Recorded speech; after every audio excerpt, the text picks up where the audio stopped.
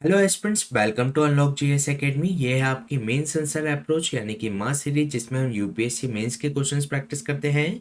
ये सेशन है आपका वीक सेकंड का सेकंड सेशन, जिसके अंतर्गत हम जीएस पेपर 2 के क्वेश्चंस डिस्कस करेंगे। आज के इस सेशन में हम 3 क्वेश्चन प्रैक्टिस करने वाले हैं, जिसमें से तीनों क्वेश्चन रहेंगे भारतीय राज्य व्यवस्था खंड से।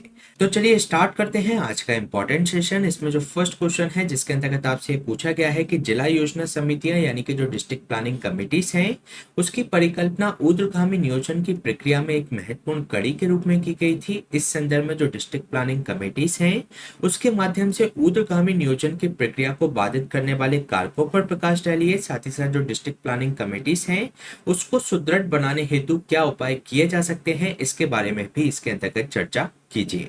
तो इस क्वेश्चन का आंसर आपको 250 शब्दों में देना है, जिसमें आपको जिला योजना समितियों के बारे में चर्चा करना है। साथ ही साथ आपको यह बताना है कि इसकी जो कार्य है ऊर्ध्वगामी नियोजन का, तो उस प्रक्रिया को बाधित करने वाले कारकों के बारे में चर्चा करना है। और आपको ये भी बताना है कि हम इनको किस तरीके से सुदृढ़ कर सकते हैं। तो इस क्वेश्चन को सॉल्व करने की हमारी वही अप्रोच रहेगी। सबसे पहले हम इसके इंट्रोडक्शन से इसकी शुरुआत करेंगे, फिर इसकी संरचना या बॉडी का निर्माण करेंगे, फिर निष्कर्ष के साथ इस क्वेश्चन को एंड करेंगे। इसमें अगर हम बात करें इस क्वेश्चन के इंट्रोडक्शन के बारे में, तो जो भारत के संविधान में जो 74th कॉन्स्टिट्यूशनल अमेंडमेंट हुआ, उसके माध्यम से जो आर्टिकल है 243 जेड डी के तहत ये प्रावधान किया गया है कि जो प्रत्येक राज्य में जिला स्तर पर और जिले में पंचायतों और नगर पालिकाओं द्वारा जो तैयार की गई योजनाएं हैं, उसके समेकन और संपूर्ण जिले के लिए एक विकास योजना का प्रारूप तैयार करने के लिए डीपीसी यानी कि जिला योजना समितियों का गठन किया जाएगा। तो ये जो प्रावधान है, हमारा जो अनुच्छेद है 243 जेड डी, उसके अंतर्गत किया गया है। और इसके साथ साथ जो जिला योजना समितियां हैं, वे राज्य सरकार द्वारा समय समय पर प्रदत्त ऐसी ही अन्य शक्तियों का प्रयोग करने में इसके अंतर्गत सक्षम होंगी। तो इस तरीके से इस क्वेश्चन की स्टार्टिंग की जा सकती है। इसके बाद अगर हम बात करें, तो जो ऊर्ध्वगामी प्रक्रिया का इसको जो लक्ष्य दिया गया है, उसको बाधित करने वाले कौन कौन से कारक इसके अंतर्गत विद्यमान है। तो सबसे पहला कारक इसके अंतर्गत है कि जो राज्य सरकार है, उनका जो अनिच्छावादी और निरुत्साही जो दृष्टिकोण है, वह इनके लिए एक बहुत बड़ी बाधा प्रस्तुत करता है। अगर हम बात करें, पंचायती राज मंत्रालय द्वारा प्रकाशित एक रिपोर्ट जो कि 2015 में प्रदर्शित की गई थी, जिसके अंतर्गत ये कहा गया कि जो डिस्ट्रिक्ट प्लानिंग कमेटीज हैं यानी कि जो जिला योजना समितियां हैं, उसके गठन हेतु जो संवैधानिक अधिदेश के बावजूद विभिन्न राज्यों ने डीपीसीस का गठन अभी तक नहीं किया है। इसके साथ ही इसमें जो दूसरा कारक है, उसके अंतर्गत है कि जो कार्य संचालन में हस्तक्षेप करना, क्योंकि जहां पर जो डीपीसीस की स्थापना की गई है, वहां पर राज्य सरकार द्वारा हस्तक्षेप से उनकी जो स्वायत्ता है, उनका जो कार्य संचालन है, वह इसके अंतर्गत बाधित होता है। जैसे कि अगर हम बात करें, कुछ राज्यों जैसे छत्तीसगढ़, गुजरात एवं पंजाब में मंत्री ही प्राय डीपीसीस के अध्यक्ष होते हैं, जो योजना प्रक्रिया को सहभागी प्रकृति के अवरुद्ध करता है। तो इसमें कई राज्यों में तो डीपीसीस का गठन किया ही नहीं गया, और जिन राज्यों में किया गया है, तो वहां पर हस्तक्षेप के द्वारा उनके कार्य संचालन में बाधा प्रस्तुत की जाती है। इसके अलावा अगर हम बात करें इसमें अन्य कारकों की, तो इसमें निधियन एवं विशेषज्ञता का अभाव हमारी जो जिला योजना समितियां हैं, उसके अंतर्गत देखने को मिलता है, क्योंकि इसमें जो निधि के मुद्दों को सुलझाने और समय पर वितरण में दक्षता एवं क्षमता की कमी जैसे मुद्दों का सामना डीपीसीस को करना पड़ता है। इसके साथ ही राज्यों के अंतर्गत बहुविध निकाय होना भी इसके पीछे एक कारण है, क्योंकि सभी राज्यों में विकास बोर्ड जैसे समांतर निकाय हैं, जो कि डीपीसीस के प्रक्रियात्मक क्षेत्र का अतिक्रमण करते हैं।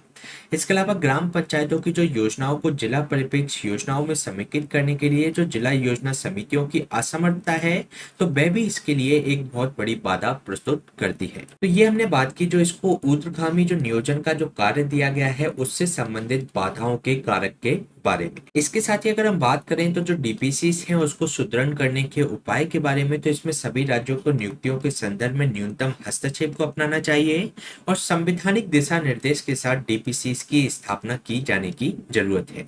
इसके अलावा जो डीपीसीस के अध्यक्ष होते हैं, उनका जो चयन है जिला परिषद या नगर पालिकाओं के सदस्यों में से किया जाना चाहिए, और जो जिला योजना समितियां हैं, उनके जो नियोजन का अनन्य कार्य उनको सुपुर्द किया जाना चाहिए, क्योंकि जो नियोजन का कार्य होता है एक विस्तृत अभ्यास होता है, जिसमें व्यापक एवं गहन प्रयासों की आवश्यकता इसके अंतर्गत होती है, क्योंकि जो जिला योजना समितियों को जो इसमें नियोजन से संबंधित अनन्य कार्य सौंप दिया जाएगा तो कई सारे जो संगठन है उसका जो ओवरलैपिंग होता है इसके कार्यों के साथ में तो वह इसके अंतर्गत नहीं होगा, जिससे जो डीपीसीएस की जिम्मेदारी इसके अंतर्गत तय की जा सकती है। इसके अलावा अगर हम बात करें तो इसमें जो डीपीसीएस में विभिन्न क्षेत्रों जैसे कि अर्थशास्त्र, कृषि, स्वास्थ्य आदि के जो विशेषज्ञ हैं उनको भी इसके अंतर्गत शामिल किया जाना चाहिए।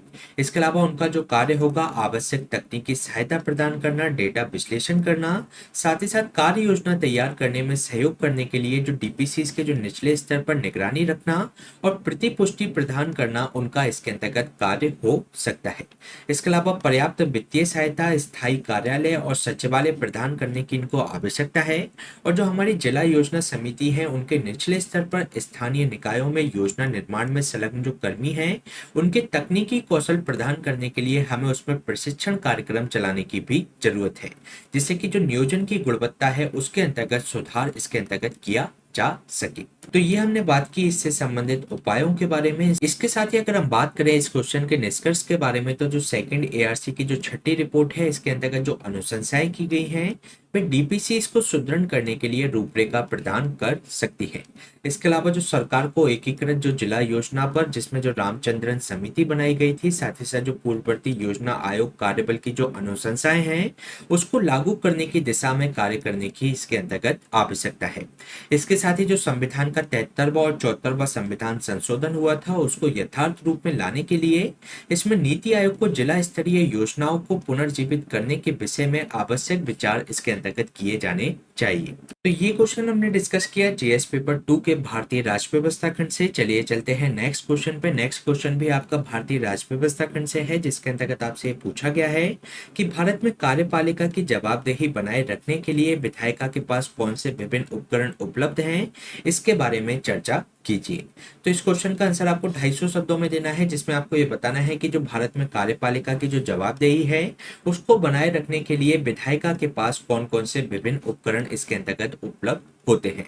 तो इस क्वेश्चन को सॉल्व करने की हमारी वही अप्रोच रहेगी। अगर हम बात करें इस क्वेश्चन के इंट्रोडक्शन के बारे में तो जिस दलीय दलों के गठबंधन को लोकसभा में बहुमत प्राप्त होता है उसी के सदस्यों को मिलाकर संसदीय लोकतंत्र में एग्जीक्यूटिव यानी कि कार्यपालिका का गठन किया जाता है, जिससे कि कई सारी जो पावर्स हैं वह एग्जीक्यूटिव को मिल जाती हैं। इसके अंतर्गत जो विधायिका है वह कार्यपालिका को अपनी शक्तियों का अनियंत्रित और मनमाना प्रयोग करने एवं संसदीय लोकतंत्र को मंत्रिमंडलीय तानाशाही में बदलने से प्रतिबंधित करने के लिए कई सारे जो चेक एंड बैलेंसेस होते हैं विधायिका द्वारा कार्यपालिका पर लगाए जाते हैं। इसके अंतर्गत जो कार्यकारी जवाबदेही होती है उसको विधायिका द्वारा विभिन्न स्तरों पर लागू किया जाता है और जो जवाबदेही को नीति निर्माण के दौरान या कानून या नीति के क्रियान्वयन के दौरान किसी भी स्तर पर इसको लागू किया जा सकता है। तो इस तरीके से इस क्वेश्चन की स्टार्टिंग की जा सकती है। इसके साथ ही अगर हम बात करें इसके अंतर्गत भारत में जो हमारी एग्जीक्यूटिव है उसको जवाबदेह बनाए रखने के साधनों के बारे में, तो इसमें जो फर्स्ट साधन है वह है बहस और वाद विवाद के माध्यम से,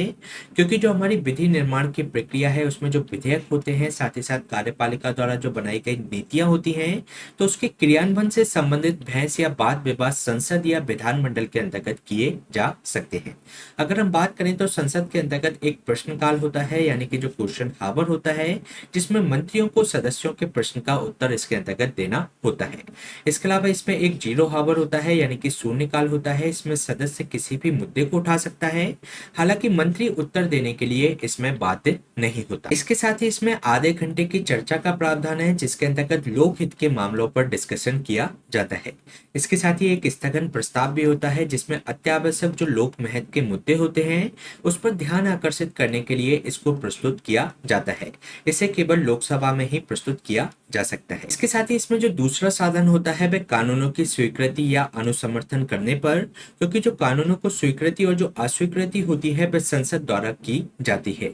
ये कोई भी विधेयक अगर संसद की स्वीकृति से ही कानून बनता है और विशेषकर ऐसे समय पे जब कार्यपालिका के पास लोकसभा में भारी बहुमत होता है, तब साधारण विधेयक के संदर्भ में जो राज्यसभाओं को जो प्राप्त समान शक्ति है वह कार्यपालिकाओं की जवाबदेहिता को सुनिश्चित उसके अंतर्गत करती है। इसके साथ ही अगर हम बात करें इसमें अन्य साधन की, तो वह है वित्तीय नियंत्रण रखना, क्योंकि जो आर्टिकल 112 है जिसके अंतर्गत बजट का प्रावधान किया गया है और उसे संसदीय स्वीकृति के लिए बजट बनाना और उसे पेश करना सरकार की एक संवैधानिक जिम्मेदारी इसके अंतर्गत तय की गई है।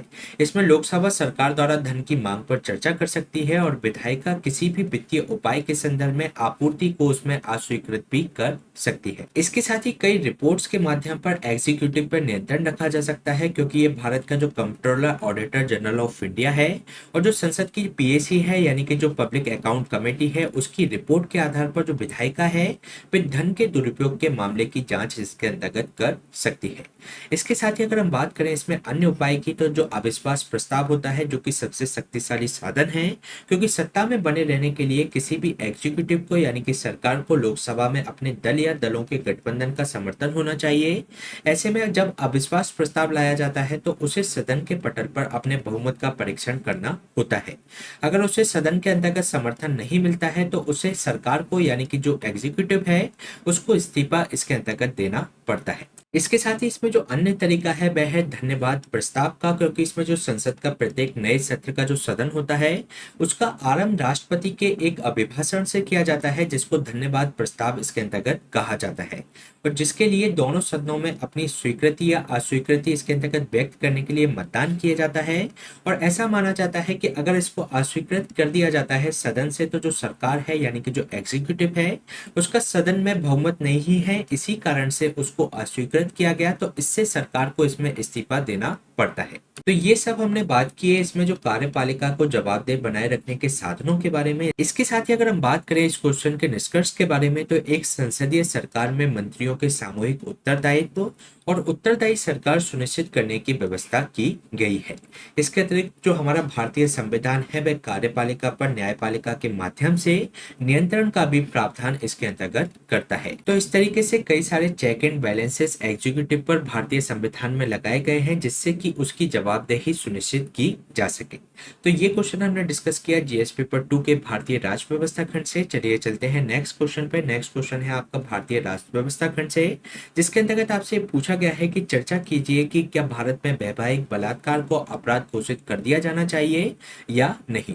तो इस क्वेश्चन का आंसर आपको 150 शब्दों में देना है, जिसके अंतर्गत आपको ये बताना है कि जो मैरिटल रेप है उसको भारत में अपराध घोषित किया जाना चाहिए या नहीं। तो इसमें आपको पक्ष और विपक्ष में अपने तर्क इसके अंतर्गत प्रस्तुत करने हैं। तो इस क्वेश्चन को सॉल्व करने की हमारी वही अप्रोच रहेगी। अगर हम बात करें इसके इंट्रोडक्शन के बारे में, तो भारत उन देशों में से एक है जहां शादी के अंतर्गत गैर सहमति से बनाए गए जो यौन संबंध है उसको बलात्कार की श्रेणी में नहीं रखा जाता। अगर हम बात करें आईपीसी की धारा 375, इसका एक अपवाद है जिसके अंतर्गत यह वर्णित किया गया है कि किसी पुरुष द्वारा अपनी पत्नी के साथ संभोग या यौन कृत्य बलात्कार नहीं माना जाएगा यदि पत्नी की उम्र इसके अंतर्गत 15 वर्ष से अधिक की हो। इसके अलावा इसमें एक केस हुआ जिसका नाम था इंडिपेंडेंट थॉट बात 2017 का ये केस था, जिसके अंतर्गत सुप्रीम कोर्ट के द्वारा ये जो उम्र है 15 वर्ष इसको बढ़ाकर 18 वर्ष कर दिया गया था। यानी कि जो आईपीसी की धारा जो 375 के अंतर्गत जो अपवाद है उसके अंतर्गत ये है कि अगर किसी पुरुष द्वारा अपनी पत्नी के साथ संभोग या यौन कृत्य जो बलात्कार नहीं माना जाएगा यदि पत्नी की उम्र इसके अंतर्गत 18 वर्ष से अधिक हो। तो इस तरीके से इस क्वेश्चन की स्टार्टिंग की जा सकती है। इसके बाद अगर हम बात करें तो जो मैरिटल रेप है उसको अपराध घोषित करने के पक्ष में तर्कों के बारे में अगर हम बात करें तो ये जो समता का जो अधिकार दिया गया है हमें आर्टिकल 14 के अंतर्गत, तो वह इसका उल्लंघन करता है। यानी कि किसी को उचित वर्गीकरण के बिना विवाहित और अविवाहित महिलाओं के बीच स्वेच्छाचारी रूप से भेदभाव करना ये हमारे संविधान के खिलाफ है। तो ये एक तरीके से पक्ष में तर्क प्रस्तुत करता है कि जो मैरिटल रेप है उसको इसमें अपराध की श्रेणी में घोषित किया जाना चाहिए। इसके अलावा ये जीवन एवं व्यक्तिगत स्वतंत्रता का जो अधिकार है जो कि हमें आर्टिकल 21 के अंतर्गत दिया गया है, तो जो कि डिग्निटी के साथ जीने का अधिकार देता है। और यदि कोई महिला शादी के समय सभी यौन गतिविधियों के लिए सहमति देती है इसलिए ये उसकी यौन स्वायत्तता और व्यक्तिगत स्वतंत्रता को सीमित नहीं कर देता। और इसमें यह भी तर्क दिया जाता है कि जो शारीरिक अधिकारों के गंभीर उल्लंघन को दंडित करने से इनकार करना संविधान का जो अनुच्छेद 21 है उसका उल्लंघन इसके अंतर्गत होता होता है। इसके साथ ही अगर हम बात करें इसमें अन्य तर्कों की, तो इसमें जो रूढ़िवादी अवधारणा चल रही है, जैसे कि आईपीसी के तहत वैवाहिक बलात्कार से संबंधित जो छूट प्रदान की गई है, उसमें जो नैतिकता की विक्टोरियन अवधारणा है वह उस पर आधारित है। इस अवधारणा के अंतर्गत ये माना जाता है कि जो महिला है अपने पति की संपत्ति होती है। तो इस तरीके की जो रूढ़िवादी धारणाएं हैं वह आधुनिक समय के लिए एक तरीके से ठीक नहीं है। तो इसके लिए हमें इसको परिवर्तित करने की जरूरत है। इसके अलावा अगर हम बात करें जो हमारे एक्सपीरियंसेस से हमने इसके अंतर्गत क्या सीखा है, तो इसके अंतर्गत जो अनुभवजन्य साक्ष्य हमारे पास मौजूद है, जो हमारे नेशनल फैमिली हेल्थ सर्वे 5 के जो आंकड़े हुए हैं उसके अंतर्गत ये बताया गया है कि जो विवाहित महिलाएं हैं ये बड़ी संख्या में यौन हिंसा का ये सामना करती हैं। उन्हें बाहरी लोगों की बजाय अपने घर में ही पतियों से यौन हिंसा का जो खतरा है वह 17 गुना ज्यादा उनके ऊपर होता है। तो इस कारण से ही हमें इसमें मैरिटल रेप है उसको अपराध की श्रेणी में घोषित किया जाना चाहिए। इसके अलावा जो हमारी अंतर्राष्ट्रीय बाध्यताएं हैं, जिसमें महिलाओं के विरुद्ध सभी प्रकार के भेदभाव के उन्मूलन पर जो कन्वेंशन है उसकी बाध्यता का उल्लंघन किया जाता है अगर जो मैरिटल रेप है उसको अपराध घोषित नहीं किया जाता है। तो इसके लिए हमें इसे मैरिटल जो रेप है उसको अपराध की श्रेणी में घोषित किया जाना चाहिए। तो ये हमने बात की इसमें अपराध घोषित करने के पक्ष में तर्क के बारे में। इसके बाद अगर हम बात करें अपराध घोषित न करने के तर्क के बारे में, तो इसमें जो विवाह की जो पवित्रता है, क्योंकि जो विवाह जैसी पवित्र संस्था पर इसमें हस्तक्षेप हो सकता है, जैसे कि जो आईपीसी की धारा 498A है और जो घरेलू हिंसा अधिनियम 2005 है उसमें महिलाओं की सुरक्षा के संदर्भ में जो प्रावधान किए गए हैं, तो उससे संबंधित झूठे मामले दर्ज करने के रूप में इसको देखा गया है। इसके साथ ही इसमें सहमति स्थापित करने में कठिनाई का अनुभव होगा, क्योंकि जो विवाह की संस्थाएं है अन्य कारकों के अतिरिक्त मानव यौन व्यवहार को ये विनियमित करने की एक आवश्यक प्रकृति से भी उत्पन्न हुई है, इसलिए इसके साथ यौन संबंध बनाने की वैध अपेक्षा भी शामिल हो जाती है। इसके अतिरिक्त इसकी जो निजी प्रकृति है, गवाहों का अभाव इसके अंतर्गत होगा और जो पति पत्नी जो शब्द की लड़ाई इसके अंतर्गत बना देगा, तो ये एक तरीके से सहमति स्थापित करने में इसमें कठिनाई आएगी। इसके अलावा इसके दुरुपयोग की भी संभावना होगी। पत्नी द्वारा पति के खिलाफ झूठी शिकायत इसके अंतर्गत की जा सकती है। इसके अलावा जो पारिवारिक कानून के ये विपरीत होगा, क्योंकि एक विवाह एक अद्वितीय रिश्ता है जो कि विभेदक व्यवहार को सही ठहरा सकता है। बिना किसी कारण के यौन संबंध बनाने से इनकार पारिवारिक कानून के तहत क्रूरता की श्रेणी में इसमें रखा जा सकता है। इसके अलावा एक सिद्धांत होता है हेल का सिद्धांत, जो कि पति संरक्षण का सिद्धांत होता है। ये सिद्धांत शादी के बाद पति पत्नी के एक व्यक्ति होने की घोषणा करता है। इस प्रकार किसी भी महिला के कानूनी अस्तित्व को उसके पति में शामिल या इसमें समेकित किया जाता है, तो इस कारण से इसको अपराध की श्रेणी में घोषित नहीं किया जाना चाहिए। तो ये हमने बात की इसमें कई सारे तर्कों की जो कि इसको अपराध की श्रेणी में घोषित करने से रोकते हैं। इसके साथ ही अगर हम बात करें इस क्वेश्चन के निष्कर्ष के बारे में, तो जो विवाह है स्त्री एवं पुरुष दोनों के लिए समानता पर आधारित एक रिश्ता है। ये तर्क दिया जाता है कि महिलाओं को इनकार करते हुए जो नहीं कहने का अधिकार है वह पैट्रियार्की से ये व्याप्त है और ये अन्य व्यक्तियों की श्रेणियों में उसे एक तरीके से महत्वहीन उसके अंतर्गत समझा जाता है। और कुछ लोगों का तर्क ये भी है कि जो आईपीसी के तहत जो 375 में अब बात दिया गया है वह रूढ़िवादी है, इसलिए इसे संवैधानिक नैतिकता के अनुरूप लाया जाना चाहिए। इसके अलावा दिल्ली हाई कोर्ट की एक खंडपीठ ने हाल ही में वैवाहिक बलात्कार को अपराध घोषित करने का एक खंडित निर्णय भी दिया है। इससे इसमें सुधार की जो मांग है वह काफी तेज हो गई है। तो ये क्वेश्चन हमने डिस्कस किया जीएस पेपर 2 के भारतीय राज्य व्यवस्था खंड से। इसी तरीके के सेशन हम आपके बीच में लाते रहेंगे। कल हम आपके बीच में लेकर आएंगे वीक सेकंड का थर्ड सेशन, जिसके अंतर्गत हम जीएस पेपर 3 के क्वेश्चंस डिस्कस करेंगे। इसकी जो हैंड रिटन नोट्स की जो पीडीएफ है आपको हमारे इस टेलीग्राम चैनल से मिल जाएगी। इसके साथ ही आप सभी लोग इसमें आंसर राइटिंग करते रहिए और इसमें जो आप क्वेश्चंस लिखते हैं उसको कमेंट सेक्शन में पेस्ट कर सकते हैं, जिसका हम आपको इवैल्यूएशन भी प्रोवाइड कर पाएंगे। तो please stay tune, subscribe the unlock GS academy. Thank you.